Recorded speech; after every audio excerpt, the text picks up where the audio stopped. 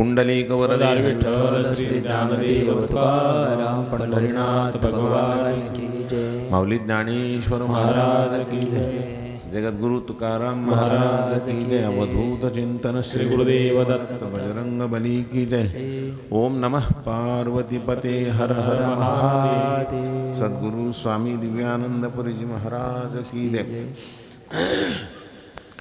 हरि ओम सहनाववतु सहनौ भुनक्तु सह वीर्यं करवावहै तेजस्विनावधीतमस्तु मा विद्विषावहै।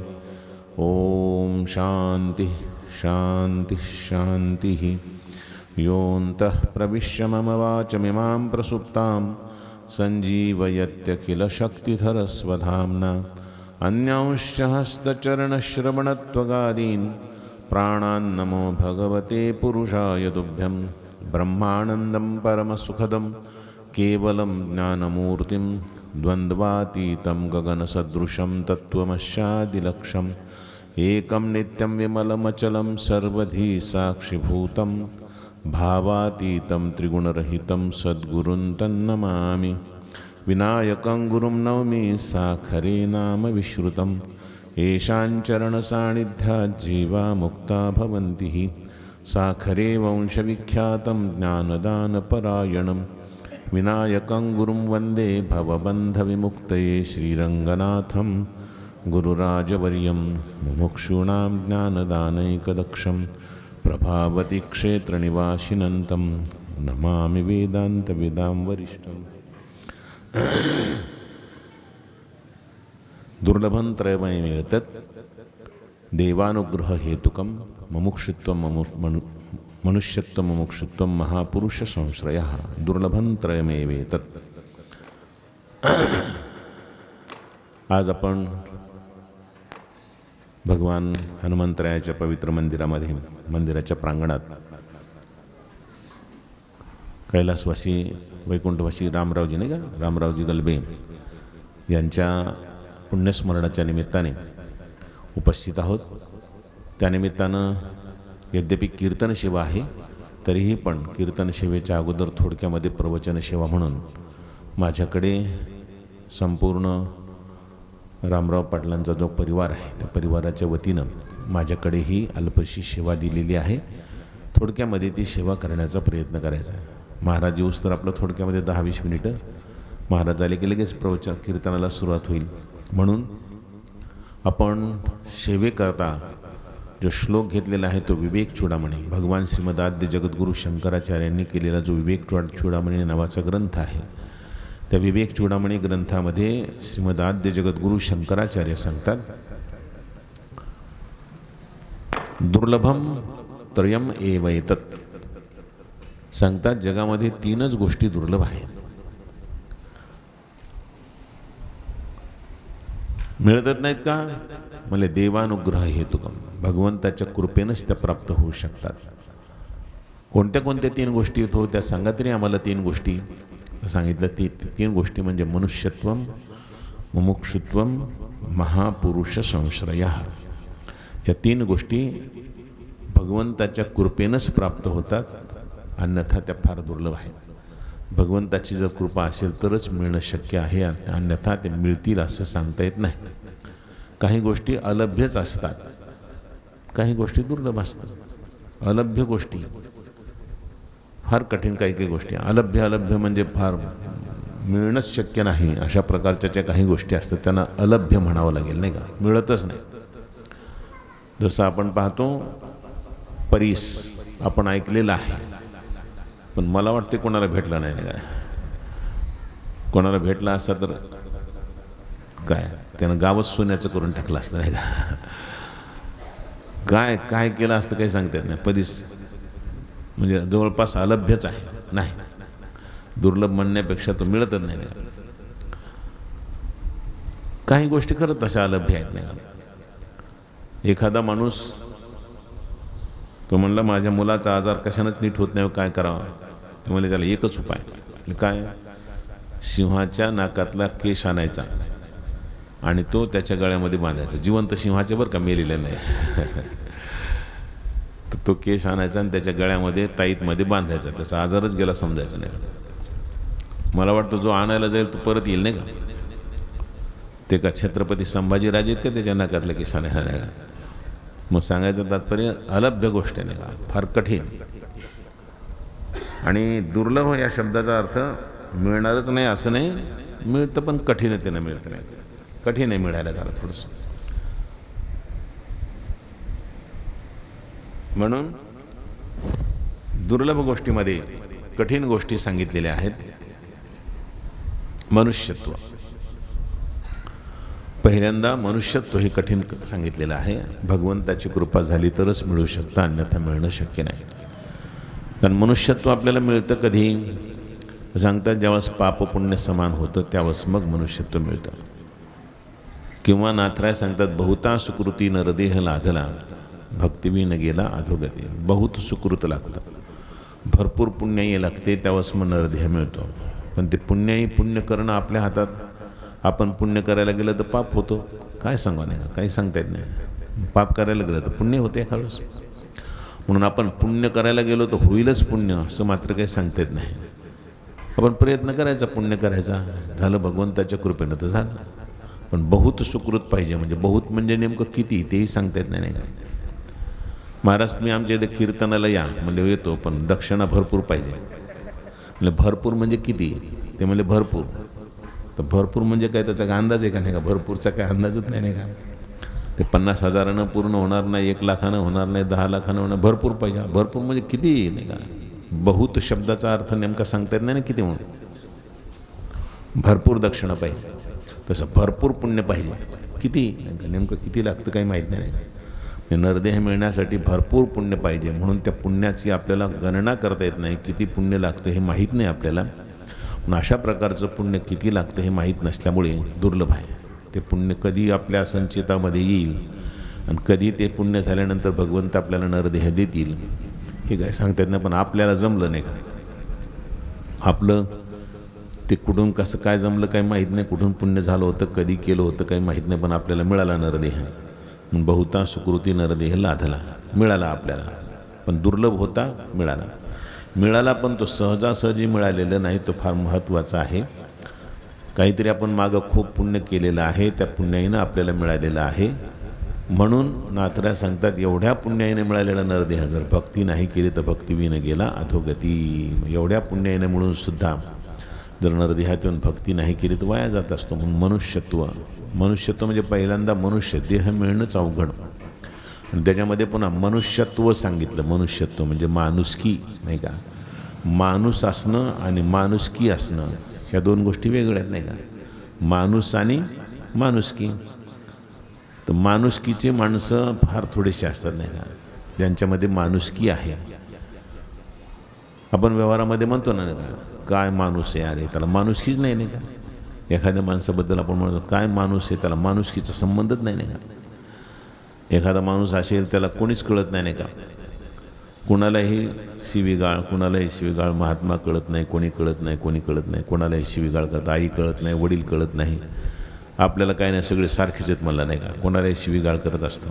तेव्हाच माणूस म्हणतो याला काही माणुसकी वगैरे आहे की नाही. माणुसकी याचा अर्थ मनुष्य आहे, माणूस आहे, पण माणुसकी त्याच्या डोळं नाही. काही माणसं दिसायला सामान्य असतात, त्याच्या अंगावर कपडे चांगले नसतात,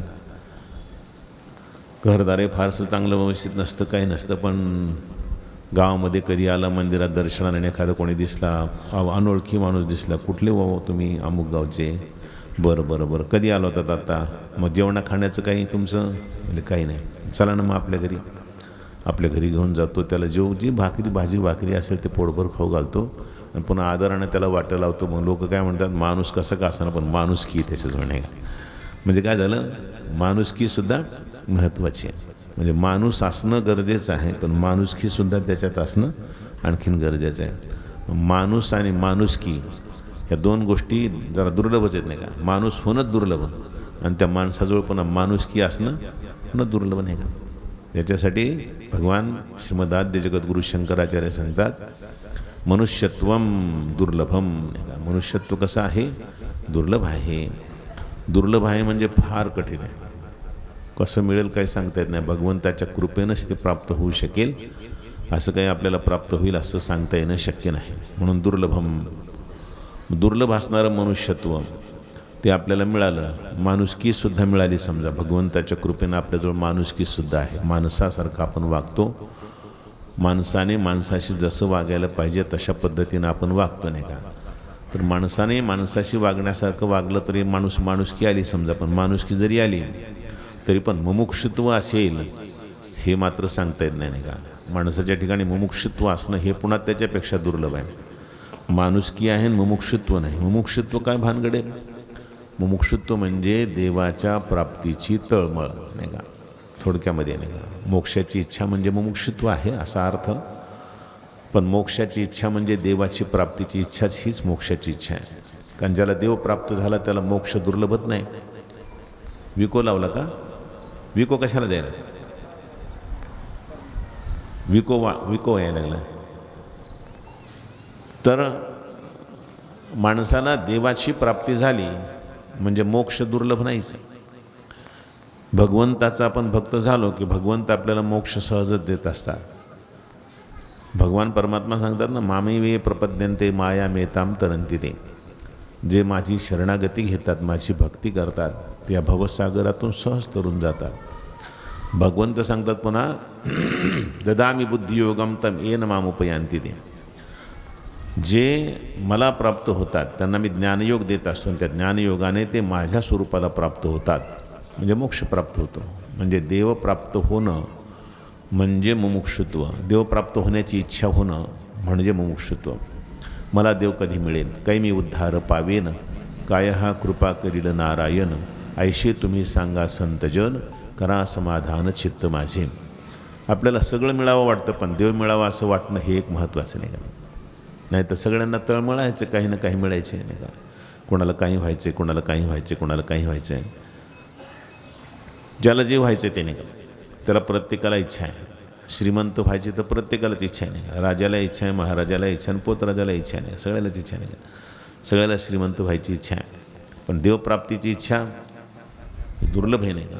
कुणाला वाटेल देव प्राप्त व्हावं काही सांगता येत नाही बरं का. श्रीमंतालाही वाटू शकते एखाद्यास, गरीबालाही वाटू शकतं, राजालासुद्धा वाटू शकतं. राजाला वाटू शकतं म्हणजे हां, जनक महाराजासारखे राजे जरी असले तरी देवप्राप्तीची इच्छा होती त्यांच्याकडे, नाही का. राजालाही वाटू शकतं, महाराजांनाही वाटू शकतं, कदाचित महाराजाला वाटणारही नाही, नाही का. काय सांगता येते, नाही का. देवप्राप्तीची इच्छा महाराज झाला म्हणजे होतच असते असं काही सांगता येत नाही. कोणाला होईल काय सांगता येत नाही. म्हणून मुमुक्षुत्व दुर्लभ आहे. कोणाच्या ठिकाणी येईल काय सांगता येत नाही. एखादा गाईच्या पाठीमागं गाई राखणारा असेल तो म्हणे मला देव प्राप्त झालं पाहिजे, मला कधी देव भेटेल, तळमळ करायला लागतो. कधी माझी इच्छा पूर्ण होईल, कधी मला देव भेट देतील अशी तळमळ करतो. मुमुक्षुत्व म्हणायचं. आणि असं मुमुक्षुत्व येणं हे अत्यंत दुर्लभ आहे, नाही का. मग कुणालाही होईल, एखाद्या सामान्य माऊलीला होईल, एखाद्या माऊली इच्छा करील मला देवाची प्राप्ती व्हावं म्हणून. जर तिला देवाच्या प्राप्तीची उत्कट इच्छा झाली, तळमळ लागली तर हे मुमुक्षुत्व आहे. आणि ज्याला मोक्षाची इच्छा होते ना त्याला मोक्ष मिळतच असतो. म्हणजे देवप्राप्तीची इच्छा झाली की देव प्राप्त होतच असतो. आपल्याला इच्छा होत नाही म्हणून देव मिळत नाही. आम्हाला काही इच्छा नाही का, आम्हाला वाटत नाही का देव मिळावं म्हणून, मग काम भेटत नाहीत म्हणून. अहो, इच्छा आपल्याला तशी झालीच नाही जशी पाहिजे तशी. संसारामध्ये आपण संसारातल्या गोष्टीची इच्छा केल्यावर त्या वस्तू मिळतीलच असं मात्र सांगता येत नाही. नशिबात असल्या तर मिळत असतात. पण देवाची प्राप्ती मात्र अशी की ते नशिबात असली तर मिळते असं नाही, ते होतच असतं. आपल्याला तळमळ लागली देवाच्या प्राप्तीची की देव प्राप्त होतच असतात. ज्याला तळमळ लागली त्याला देवाची प्राप्ती होते. कुणाला तळमळ लागेल काय सांगता येत नाही, पण ज्याला तळमळ लागली की देवाची प्राप्ती होते. हेच माऊली एका ओवीमध्ये सांगतात ग्रंथराज ज्ञानेश्वरीमध्ये. एरवी तरी पार्था जया मोक्षसुखी आस्था, तया मोक्षा वाचून अन्यथा गती आहे का. एक श्लोक आहे भगवद्गीतेतला, नाही कल्याणकृत कश्चित दुर्गतीम तात गच्छती. याच्यावरची व्याख्या करत असताना भगवान ज्ञानेश्वर माऊली सांगतात, पार्था जया मोक्षसुखी आस्था, तया मोक्षा वाचून अन्यथा गती आहे का. ज्याला मोक्षसुखाची आस्था आहे, मला मोक्ष मिळावा अशी ज्याला इच्छा आहे त्याला मोक्ष मिळणारच, नाही का. व्यवहारामध्ये असं काही सांगता येत नाही बरं का. काही माणसं जन्मभर प्रयत्न करून इच्छा करून मरतात पण नाही मिळत एखादी गोष्ट, नाही का. मला मुलगा व्हावा याच्यासाठी बिचारी जन्मभर इच्छा करतात पण नाही होत, नाही का. प्रयत्न करूनही नाही झाले, नाही. खूप नवसं आहे असं केले तरी नाही झालं, नाही का? नाही मिळत. म्हणजे एखादी गोष्ट इच्छा केल्याने मिळेलच असं नाही सांगतात, पण भगवंताची प्राप्ती मात्र इच्छा केल्यानं होतच, मिळतच असते. मोक्षप्राप्तीची इच्छा झाली, देवप्राप्तीची इच्छा झाली म्हणजे इच्छा केली की ती इच्छा पूर्ण होतच असते. मग इच्छा झाली पाहिजे, पण तशी उत्कट इच्छा झाली पाहिजे, आणि अशी उत्कट इच्छा झाली की देवाची प्राप्ती होत असते, नाही का? उत्कट पाहिजे बरं का, पण नाही का? ते एकदा काय झालं होतं म्हणतात, रामकृष्ण परमहंस कोलकात्याला राहत होते. परमहंसाकडे एक भक्त येत होते, नदीच्या पलीकडच्या काठावर राहत होते, हे अलीकडच्या काठावर राहत होते. तर तो भक्त आला की आल्यानंतर रामकृष्ण परमहंसाच्या पाया पडायचा. पाया पडला की विचारायचं, महाराज मला देव भेटतील का हो? मला देव भेटतील का हो? कधी भेटतील हो मला देव? महाराज म्हणायचं, सांगतोच म्हणायचे. बऱ्याच वेळेला आला तो. त्यानं बऱ्याच वाऱ्या केल्या, समजा ना, वाऱ्या म्हणतो ना आपण, बऱ्याच वाऱ्या केल्या, पण परमहंसाचं एकच होतं, सांगतो तुला कधीतरी, सांगतो. ते एके दिवशी ते हट्टाला पेटलं. म्हणलं, असं काय हो देवा, कधी मी आलो की तुम्ही पुन्हा सांगतोच म्हणता? असं कुठं असते का काय? कधीतरी म्हणा की आज सांगतो, उद्या सांगतो, काय असं कधीच नाही. असं तुम्ही कधी पुन्हा सांगतो, पुन्हा म्हणजे पुन्हा केव्हा येणार आहे कोणाच ठाऊक, नाही का? ते जसं दुकानावर पाटी लिहिलेली असते ना, आज नगद कल उधार, नाही का? आजचे दिवस नगदी, उद्यापासून उधार, नाही का? तर उद्या गेले की उद्या 30 पाटी असते, आज नगद कल उधार, नाही का? आजचे दिवस नगदी ना, उद्यापासून उधार. तसंच नाही का? काय केव्हा पुन्हा, उद्या पुन्हा सांगतो, नेहमी आले की पुन्हा सांगतोस कधी? बरं चल म्हणले, मग तुला दाखवायचं ना देव? म्हणजे चल. घेऊन गेले गंगेमध्ये. आपण गंगा स्नान करू म्हणले, अगोदर पवित्र हो, मग तुला देव दाखवतो. गंगेला गेले. गंगा स्नान करत असताना जशी परमहंसाने डुबकी मारली अगोदर, त्याला म्हणले मार डुबकी. त्यानं डुबकी मारली की त्याच्या अशी जवळ असं इकडून त्यानं डुबकी मारली होती. ह्याने असं उजवा हात त्याच्या मानगुटीवर लावला आणि त्याला पाण्यात दाबून धरला. कोणाला? ज्यानं देव पाहायचा मुंडाला ना, त्याला पाण्यामध्ये दाबून धरला. असं दाबून धरल्यानंतर आता किती वेळ राहू शकेल बरं ते, नाही का, पाण्यामध्ये? 1 मिनिट झाला, 1.5 मिनिट झाला, पुन्हा नंतर ते लागलं ना तळमळ करायला. बाहेर याची तळमळ झाली ना, श्वास घेता येणार ना, परेशान व्हायला लागलं. ते मरण्याची स्थिती वाली. मला काय करावं, महाराज तर सोडी ना, गच्च धरली होती मिठी, नाही का, काहीच करता येणार त्याला. मग शेवटी महाराजाने ते असं पाहिला अंदाज की आता काही हे जास्त थांबू शकणार नाही. हात काढून घेतलं की असं उसळूनच वर आलं ते ग्राम. जसं हात काढून घेतला तर उसळून वर आला, आणि आल्यानंतर मग काय भडकलाच ना. काय असं केलं कोण बरं भडकणार नाही? असला तर असला महाराज होय, नाही का? असं दाबायला लागल्यावर, पाण्यामध्ये दाबायल्यावर मग कोण भिणारे होय? महाराज असलं तर काय झालं? जीव घेतो का काय? उसळणार आहे का?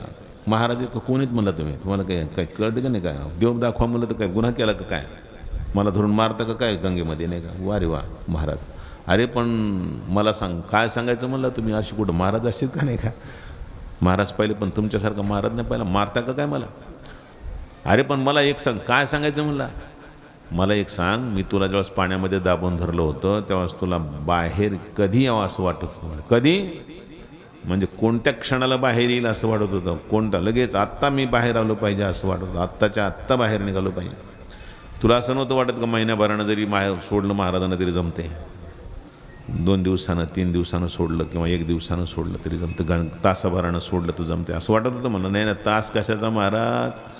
अहो 1 मिनिटाचा सुद्धा वेळ सहन होणे गेला. तुम्ही वाटवलं केव्हा मरतो आणि केव्हा काय कोण असतो, पटकन बाहेर निघालो पाहिजे असं वाटत होतं. म्हणले हो. खूप तळमळ लागली तुला बाहेर यायची? म्हणले हो. अशी तळमळ लागली का तुला देवाच्या प्राप्तीची? अशी तळमळ लागली का? म्हणजे नाही, तशी तळमळ नाही लागली आणखीन. म्हणजे अशी तळमळ जोपर्यंत लागत नाही तोपर्यंत देव भेटत नाही वेड्या. तशी तळमळ लागू दे ना, मग भेटतं, नाही का? मग तशी तळमळ लागलं म्हणजे मुमुक्षुत्व. देवाच्या प्राप्तीची अशी तळमळ म्हणजे मुमुक्षुत्व. आणि ती ज्याला प्राप्त होईल ना तो खरंच भाग्यवान आहे, पण दुर्लभ आहे काही. अशी तळमळ कोणाला लागल काही सांगता येत नाही, फार दुर्लभ गोष्ट आहे. म्हणून मुमुक्षुत्वम, नाही का, मुमुक्षुत्व दुर्लभ आहे. मुमुक्षुत्व हे दुर्लभ. मनुष्यत्व मुमुक्षुत्व पुन्हा महापुरुष संश्रय.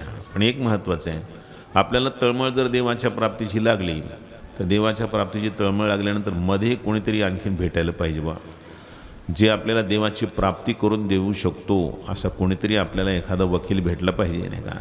आणि तो वकील म्हणजे संत, नाही का, महापुरुष. त्यांची भेट झाली पाहिजे.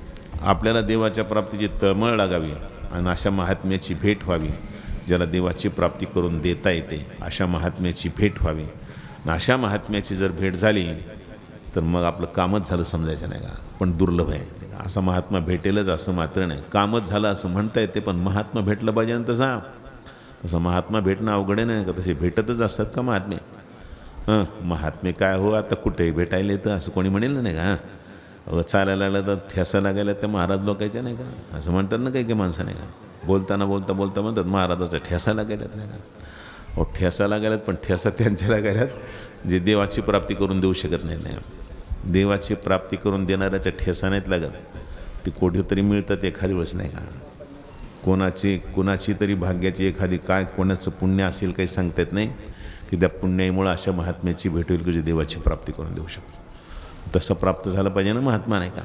म्हणून ते महापुरुष संश्रय हा दुर्लभम नाही का.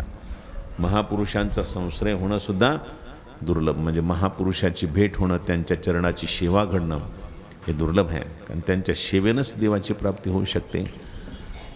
संतावीन प्राप्ती नाही ऐसे वेद देती ग्वाही. मग आपल्याला जे अपेक्षित आहे कशानं कोण सांगतील ते म्हणजे तेच महात्म्य सांगतील नाही का. मग अपेक्षित जे आपुले तेही सांगतील पुशिले. पण कधी तनु मनु जीवे चरणाशी लागावे अगरवता करावे दास्य सकळ. पण कुणाचं अशा महापुरुषाचं सकळ दास्य करावं, चरणाला लागावं, तन मन जीवाने चरणाला लागावं, दास्य करावं, सगळी सेवा करावी. अशी सेवा केली की मग अपेक्षित जे आपुले तेही सांगतील पुशिले. मग आपल्याला काय अपेक्षित मोक्ष, आपल्याला काय अपेक्षित आहे देव मिळाला म्हणजे मोक्षच मिळाला. म्हणून देव प्राप्त करून देऊ शकतात. देवाची प्राप्ती करून देण्यासाठी मात्र महापुरुषांच्या चरणाची गरज आहे. असे महापुरुष आपल्याला भेटले पाहिजेत.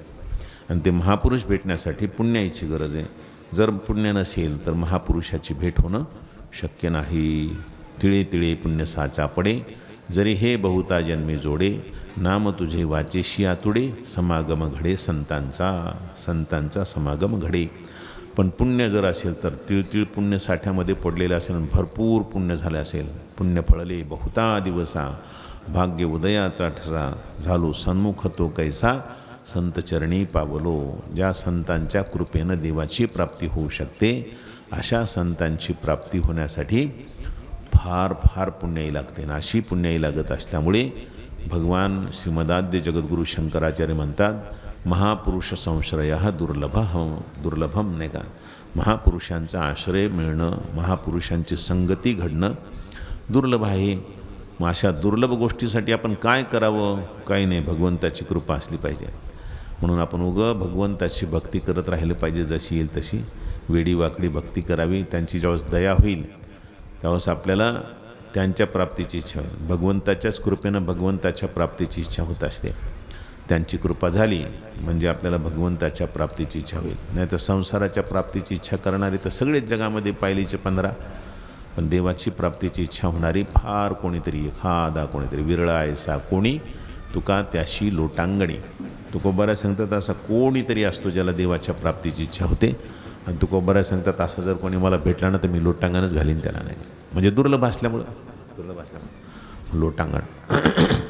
म्हणून अशा देवाच्या प्राप्तीची इच्छा होण्यासाठी भगवंताचीच कृपा असावी लागते. ज्याच्यावर भगवंताची कृपा होते त्यालाच मग देवप्राप्तीची इच्छा होते. म्हणून जसं दुष्काळ पडला आणि दुष्काळामध्ये तुकोबारा यांना भगवंताच्या भक्तीची जास्त ओढ लागली, त्यावेळेस ते काय म्हणले, देवानं वाईट केलं असं नाही म्हणले नाही का. बरे झाले देवाने घाले दिवाळे म्हणले नाही का. म्हणजे काय झालं की त्या एका गोष्टीमुळे त्यांना देवाच्या प्राप्तीची तळमळ लागली आणि म्हणून मग म्हणले हे भगवंतानं खूप चांगलं केलं, म्हणजे देवाची कृपाच झाली असं समजले नाही का. म्हणजे कशातून देवाची कृपा होईल काही सांगता येत नाही. कोणत्या परिस्थितीतून, कधी अनुकूल परिस्थितीतून देवाची कृपा होईल, एखाद्या वेळेस प्रतिकूल परिस्थितीतून देवाची कृपा होईल. कोणाला अनुकूलता प्राप्त झाली तर देवाची कृपा, प्रतिकूलता प्राप्त झाली तर देवाची कृपा. म्हणून देवाची कृपा झाली की या 3 गोष्टी मिळतात. तर आपल्याला एक गोष्ट तर मिळालीच आहे, मनुष्यत्व मिळालं आणि आपल्याला देवाची आवड आहेच आहे. आता देवाची प्राप्ती व्हायची राहिली तर त्याच्यासाठी संत समागम घडला पाहिजे, योग्य संतांची भेट झाली पाहिजे. योग्य अशा संतांची भेट झाली की आपल्याला देवाची सुद्धा प्राप्ती झाल्याशिवाय राहणार नाही. म्हणून आपल्याला देवाची प्राप्ती व्हावी यासाठी आपण भगवंताचीच प्रार्थना करू. हे प्रभू, अशा संतांची आम्हाला भेट घालून द्या, ज्या संतांच्या भेटीमुळे आम्हाला तुमच्या प्राप्तीची इच्छाही व्हावी आणि तुमची प्राप्तीसुद्धा व्हावी आणि आमचं जीवन धन्य व्हावं, कृतकृत्य व्हावं, अशी प्रार्थना आपण भगवंताच्या चरणी करू. झालेली जी अल्पशी सेवा आहे ती त्याच प्रभूच्या चरणी समर्पित करू. सेवेला विराम. पुंडलिक वरदे हरी विठ्ठल श्री ज्ञानदेव तुकाराम. पंढरीनाथ भगवान की जय. माऊली ज्ञान